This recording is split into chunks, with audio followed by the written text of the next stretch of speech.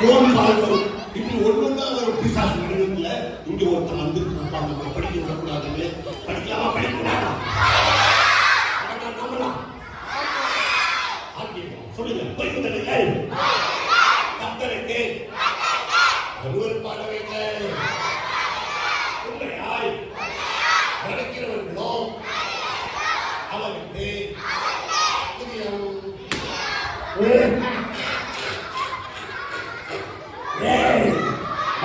சொல்றேன் படிக்க கூடாது, படிக்க கூடாது. எனக்கு பிடிக்காதத நீங்க செய்யக்கூடாது. படிச்சீங்கன்னா எல்லாத்தையும் ஓடுங்க. என்ன பண்றீங்க?